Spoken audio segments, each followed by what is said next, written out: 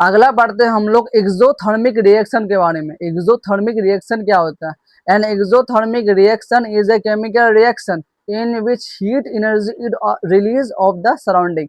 Exothermic reaction एक ऐसा reaction होता है जिसमें हीट जो है वो रिलीज होता है। एग्जाम्पल जैसे कि वुड बर्निंग, वुड अगर मतलब कि लकड़ी को अगर हम जलाएंगे तो क्या होगा, हीट बाहर निकलेगा। तो जो रिएक्शन हो रहा है उस वक्त उस टाइप ऑफ रिएक्शन को बोला जाता है एक्सोथर्मिक। दूसरा example respiration in our body. Respiration जो हम लोग करते हैं, सांस लेने के प्रोसेस को बोला जाता है रेस्पिरेशन। उसमें भी हम लोग एक्सोथर्मिक रिएक्शन होता है, क्योंकि हम लोग अगर सांस लेते हैं और सांस बाहर छोड़ते हैं उस समय क्या होता है, एनर्जी बाहर निकल रहा है, हीट बाहर निकल रहा है। तो इसीलिए रेस्पिरेशन भी एक्सोथर्मिक रिएक्शन में आता है।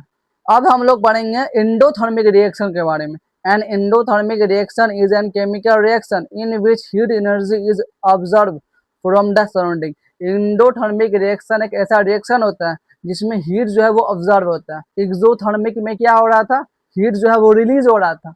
एक्सो मतलब हुआ बाहर, हीट जो है बाहर जा रहा था, रिलीज हो रहा था। देखिए एंडोथर्मिक मतलब एंडो मतलब अंदर आना, हीट जो है ऑब्जर्व हो रहा है, हीट जो है अंदर आ रहा है।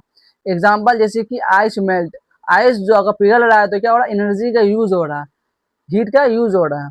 दूसरा कुकिंग फूड, खाना जो बन रहा है इसमें क्या हो रहा है, और जो हीट है वो ऑब्जर्व हो रहा है, खाना जो हीट का यूज हो रहा है। अभी दोनों पढ़ लिए एक्सोथर्मिक और एंडोथर्मिक। एक्सोथर्मिक मतलब हीट जो है वो बाहर निकलता है, रिलीज होता है। एंडोथर्मिक मतलब कि हीट जो है वो ऑब्जर्व होता है।